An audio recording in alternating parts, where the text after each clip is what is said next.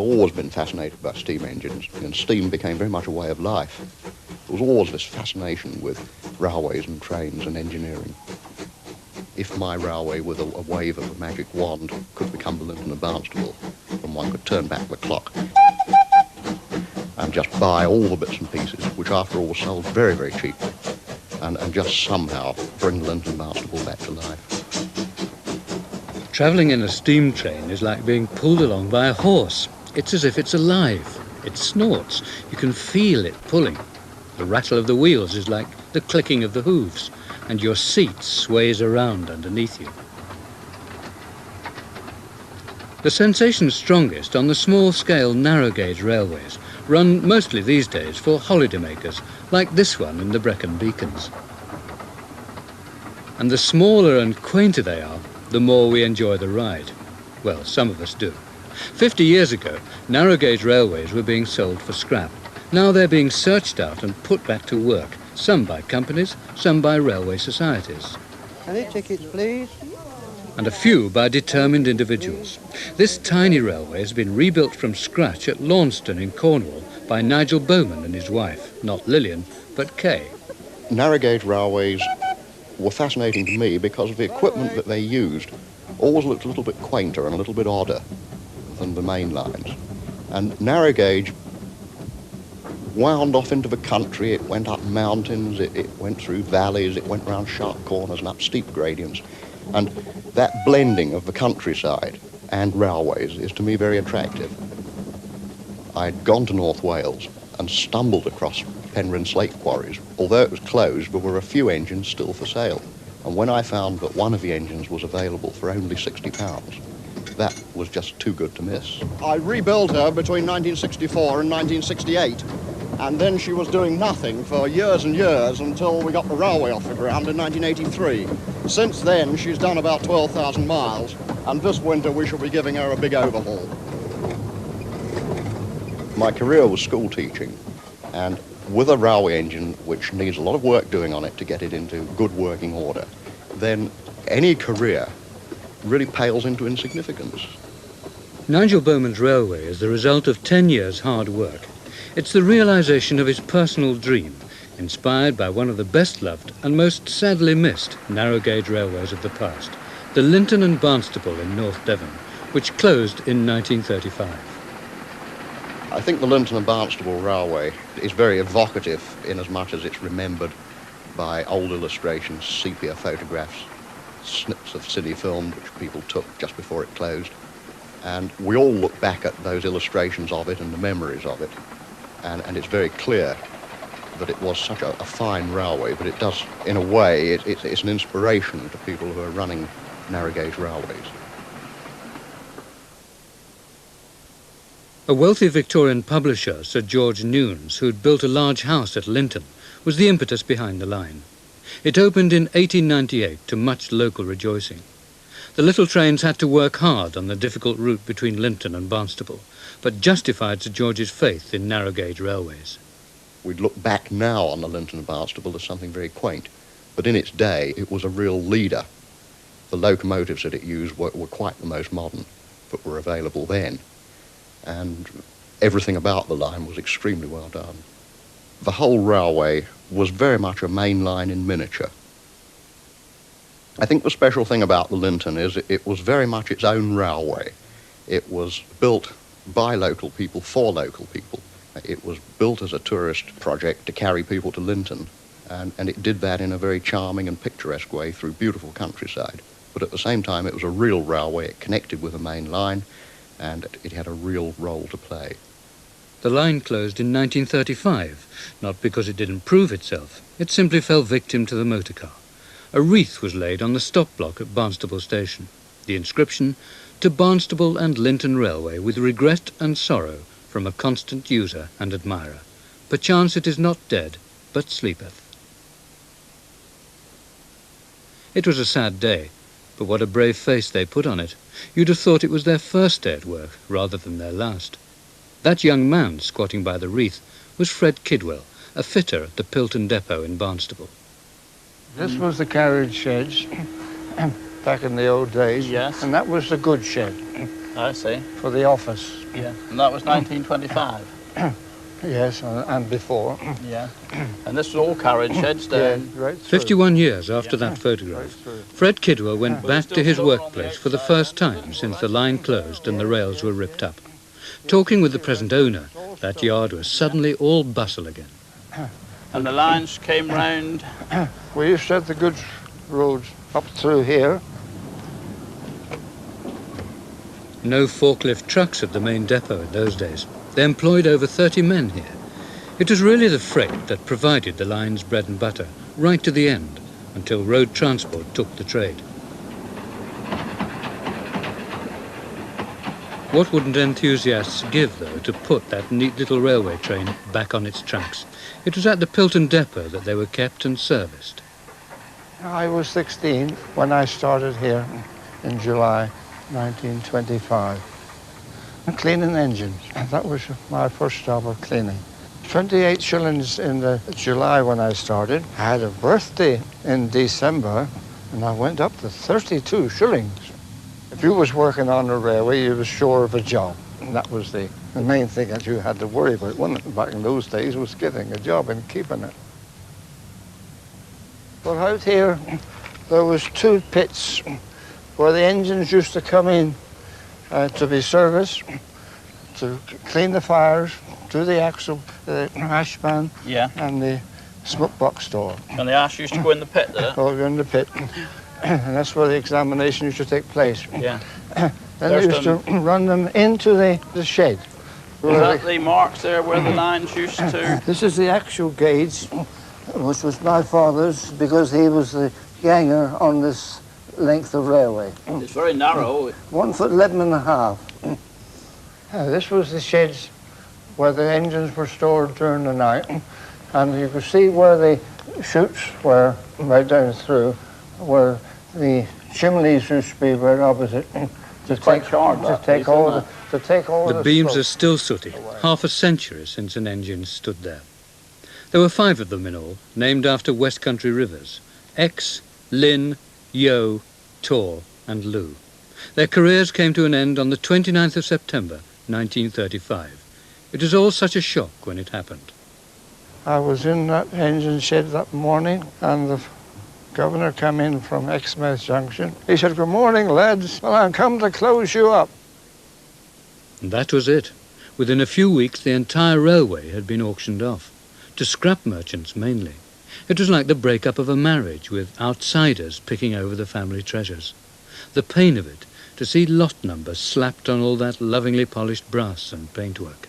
Including 16 3/4 miles of track, signal and telegraph apparatus, 5 tank locomotives, 17 8-wheel passenger carriages, 19 open goods wagons, 10 covered goods wagons, 3 8-ton goods brake vans, plate layers trolleys, turntable, portable cranes, weighbridge, repair Lot 13, a 242 outside cylinder side tank locomotive, Lynn, number 762 by Baldwin's Loco Works, USA.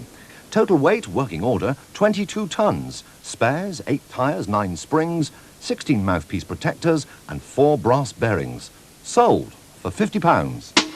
Unlucky 13. In a few days, Lynn and 3 of her sisters were dismembered. Just over £50 apiece, that's all.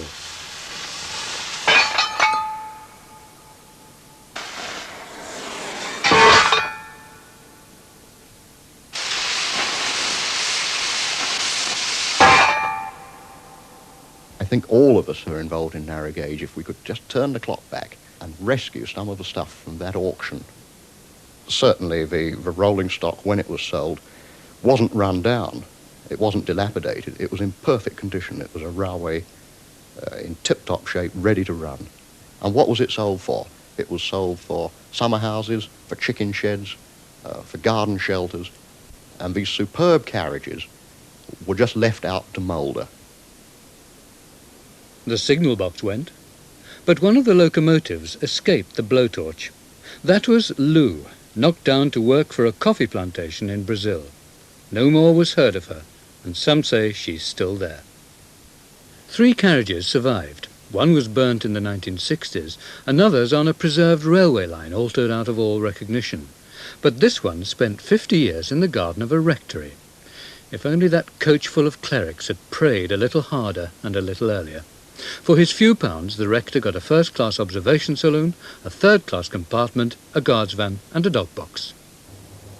But, praise be, it was saved, and waits to be restored in the York Railway Museum. It would take thousands just to return the first-class saloon to its former glory. It's a classic example of Victorian coach building, before formica replaced mahogany, and air conditioning took over the job of a leather strap to let the window down. Andrew Dow helped to organise its rescue in 1982. He made a sentimental journey to York with Stanhope Baker, who half a century before had spent a happy summer holiday riding the Linton line. You know, it was over 50 years you last travelled on the Linton and Barnstaple, wasn't it? Yes, it was. It was in the last months of its life, 1935. And I actually travelled in this coach once, I remember. Yes. 1898 it was built. Yes, yes. In Lawrence Hill in Bristol. Really? Mm. In a Bristol Carriage and... No, I must get the name right. The Bristol Wagon and Carriage Works Company Limited. In fact, there's a little plate up there. It's still there, is it? Yes, indeed it is. The common thinking is that these coaches were the best available on narrow gauge. They must have been quite high class, I would think, yes. It's all scaled down mainline stuff, isn't it, really? The luggage racks and even the photographs above the seats there. And when it's restored, expensively I don't doubt, it really will be a lovely coach. Yes. And the sideways seating allows the passengers to look out straight ahead of him, as it were, instead of as an angle. Oh, sitting here, it brings it back to me. Amazing. Does it? Oh, indeed, yes. Yes. You can feel it sway beneath your feet, can you? Yes, it did rattle a little bit when I was travelling in it on that short distance, because it was the last coach in the train, and Yes. it wagged a little bit, but not bad, not very pleasant. Yes. And a beautiful view. The view is still much the same. But could any part of this line ever be restored, really? Most of it's vanished into the landscape. Here at Cheltham, though, you can see that once there was a railway. Cheltham Viaduct had been the costliest structure on the line to build. It took over 250,000 bricks. It's already listed as an ancient monument, though British Rail would no doubt gladly sell it off to anyone prepared to keep it up. Today, there would be plenty of buyers for the whole line. Our misfortune was that the Linton closed down too early. If only... oh well.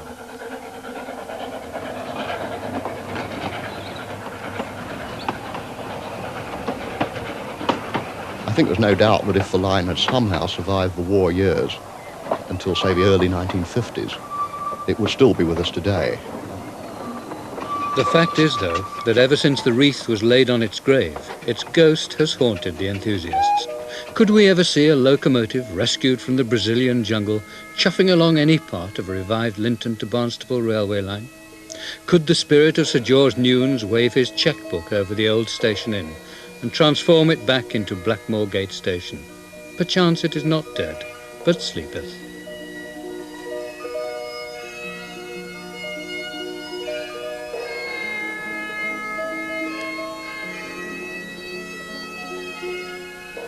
It isn't impossible to find the old wayside platforms where only rattling milk churns and an approaching train disturb the peace. They're still there, drowning under willow herb and bracken, but now Woody Bay Station is just a cottage in a wood. It almost came back to life in the early 70s when Nigel Bowman was searching for somewhere to start his railway. The first place we looked, obviously, was the legendary Linton and Barnstaple line. In places, you could have virtually cut down the trees and laid the track. It was intact.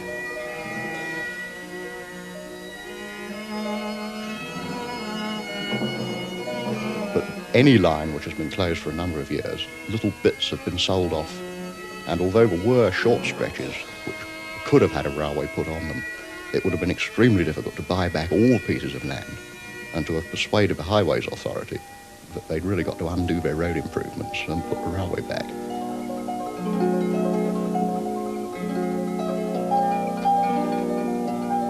We looked long and hard at the Linton and Barnstaple, and eventually, and very sadly, decided that we couldn't do anything economically on the site, although we could quite see that it would be possible. But not everybody took the same view. Linton was Bill Pryor's favourite station and his favourite bit of railway history. He bought it and at once set about living his own legend. Mr. and Mrs. Essery were once regular passengers here. Bill Pryor loves to swap stories with people who knew the line. Yeah. Train used to go through the middle of that house. Come in. Okay. Yeah. They are. This used to be the office of the station Yeah, master. that's right, yeah. Yeah, some And then of the the old timetables. waiting Yeah. room. No. Oh, yes, Linton and Limerick. Yeah, Oh, look about at that. that? Isn't Yeah. that beautiful? yeah. Look there. You are? 1911. Yeah. That's for my time. We'll catch that one next week. That's it. Yeah. We'll get that one Yeah. next week, shall we? Do you remember the old bookstall in there? Oh, yes. Yeah. W.H. Smith's? Yeah. That's where you used to come and pick up the papers mornings, no. We don't want them on here because they're too big. We would still prefer to have our little one.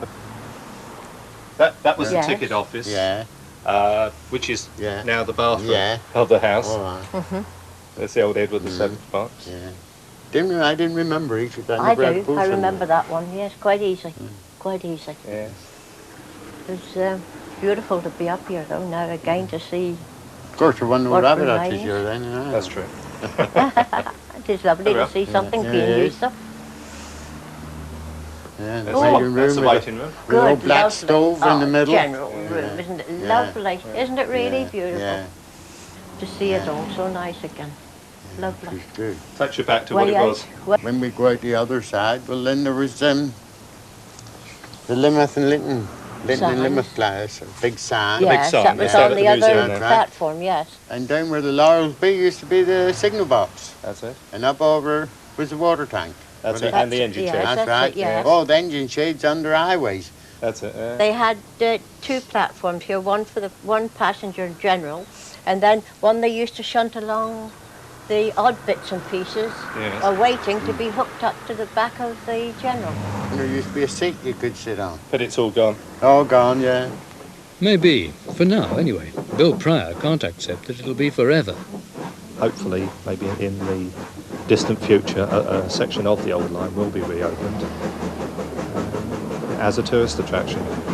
It would do extremely well. It'd bring a lot of wealth to the area and try to recreate the most famous narrow gauge railway.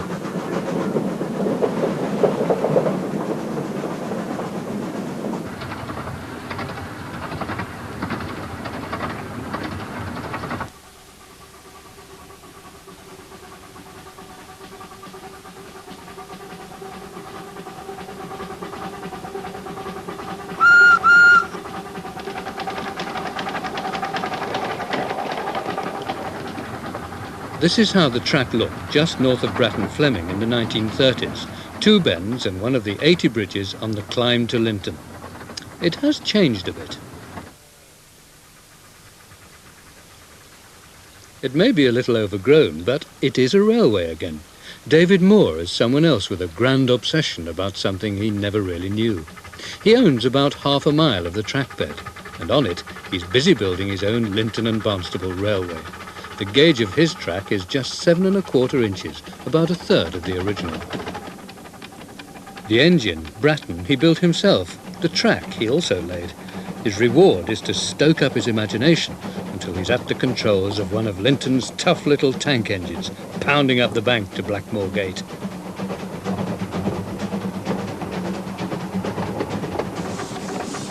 David spends most weekends like this. It's a satisfying feeling to be on the footplate of your own engine, even though it's a bit cramped. He has no plans to tap the tourist market. This is a purely private world.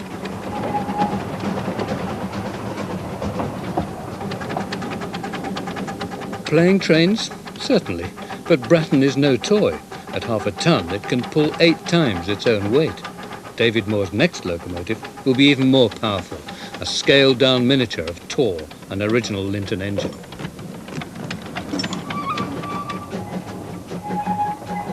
For some, this would never be enough. The urge to rebuild the railway as it was is too strong. It must be the original 1 foot 11 1/2 inch gauge carrying tourists again. At Lankey, near Barnstaple, hidden under scrapped symbols of what put them out of business in the first place, are some more enduring items of railway hardware. This is the base of the Linton and Barnstaple Railway Association. It's run by Clarence de la Court. The main aim of the society is to open so much of the old L&B railway as we possibly can. We'll never open all of it, obviously, but we're mainly concerned with a small section, possibly 2 to 3 miles. We've got a locomotive, we've got 10 railway wagons of our own, we've got sections of the old L&B carriages, a lot of equipment, a lot of rail, a lot of sleepers. We're very confident we'll get a section reopened in the next 2 years. It will be the main tourist attraction for the Barnstaple area, definitely. It may seem far-fetched, but it's already been done elsewhere.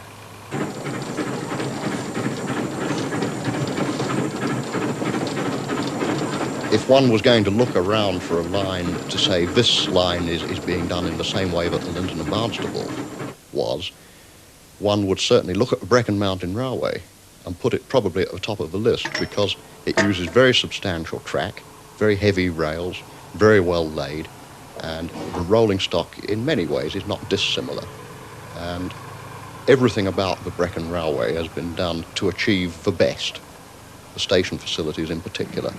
And I think one would draw a parallel there with the Linton and Barnstaple Railway, which in its day was certainly at the forefront of railway technology. The Brecon Mountain Line is one of the great little trains of Wales. Every year it delights 40,000 passengers. Yet only 10 years ago, it was a wilderness, just like the Linton and Barnstaple. All it needed was vision, money and ability. 3 things possessed by Tony Hills. What's the cost compared to bush-plated joints? Any idea? Well, they say it's £40 a joint, you see. As much as that? Tony Hills discovered the route of the old Brecon and Merthyr Railway. He discovered that at about the same time that I discovered a section of the North Cornwall Railway. And being a practical engineering sort of chap, it's no wonder that he started a railway in much the same way that we have in Cornwall. Tony, she's enormous. She must be the biggest narrow gauge engine in this country. Well, as far as I know, she's the biggest 2-foot gauge loco ever built. There were quite a few built of this type for the South African railways. But it weighs 61 tonne with coal and water on. And you've recently brought her back from South Africa? That's right, yes. She's been here since March, and we hope to have her running before too long. But of course, we've got to strip all the lagging off. The boiler's got to be inspected. We've got to get a boil certificate. One of the problems about railways of about 2-foot gauge is shortage of equipment. 20 years ago, stuff was available in England, mostly with an industrial background. That source of supply quite suddenly dried up, and not surprisingly, people started looking overseas, and Tony Hills has taken the bull by the horns and imported a large South African Beyer Garrett locomotive, which is now on the Brecon Railway. But when we started on this, Tony, stuff was comparatively cheap, wasn't it? I paid £60 for an engine from one of the Welsh slate quarries. That's right, those were the days, weren't they? That's right. Yeah, the Sybil here, I bought that in 1963, and I think I paid £80 for it or something. I mean, it was a bit of a state then, mind you. Good investment. I suppose so. But what are we talking about today for even a small working steam locomotive in fair condition for a narrow gauge railway? Well, the thing is that you say in working condition. Well, I suppose in that case, you're talking of perhaps £10,000. Exactly. A wreck you might get for £5,000. So the costs are high, but then for Nigel Bowman, the rewards are great. So many of your senses are stirred by a steam engine. You can smell it, you can hear it, you can see it. And it's very much alive, even when it's not moving. There's something going on. It's warm, it makes a sort of crackling noise as water drops onto hot surfaces. There's a smell of warm oil. There's something very magical about it. It's an incredibly straightforward, simple machine. And because it's so straightforward and simple, it's also beautiful. It's made of straightforward materials, brass and cast iron and steel. and yet crudely fitted together. This very crude machine can work so well and achieve so much. To the new generation, born into a high-tech world, steam trains are a mystery. They look at a steam engine for the first time, and it looks very large, and it's an awe-inspiring object, and they step back, and perhaps they're a little bit frightened, but then gradually they edge closer and closer, and within half an hour, they don't want to leave it. And I'm sure that they go away from these little tourist railways, and all they want to do is to come back or go to another one. And that's it, they're hooked. There's a lot of parallels with looking at the tourists getting onto the train at Pant Station on the Brecon Mountain Railway. You can just imagine that was really not so very different from tourists getting onto the train at Linton Station, embarking on a journey. And as the train winds off round the corner, you get a glimpse of what promises to be a very attractive journey through beautiful countryside behind a steam engine. And that's really not so very different, I would have thought, from the emotions that a tourist would have experienced with a ride on the Linton and Barnstaple Railway, maybe 50, 60, 70 years ago.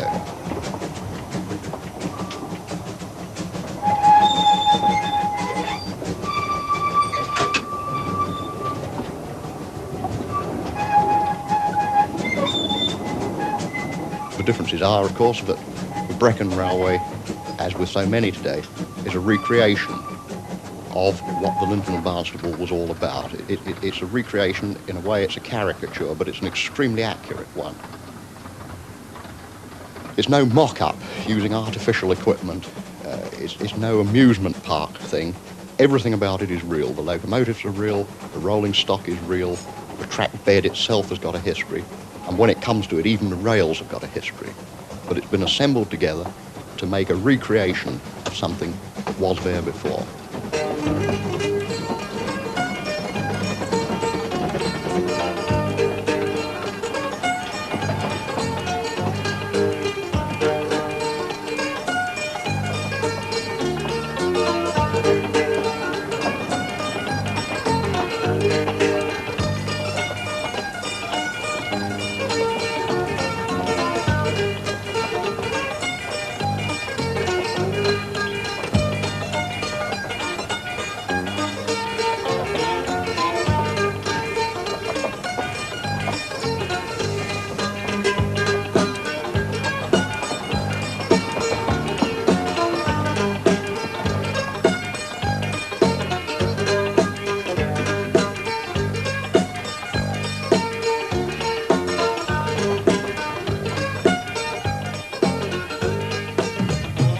I think the man behind the Linton and Barnstaple Railway, Sir George Newnes, would, if he's looking down on the Brecon, feel a great rapport with it. I'm sure he'd be saying to himself, well, there we are, my ideas were absolutely right. A narrow gauge railway in beautiful countryside is what people want.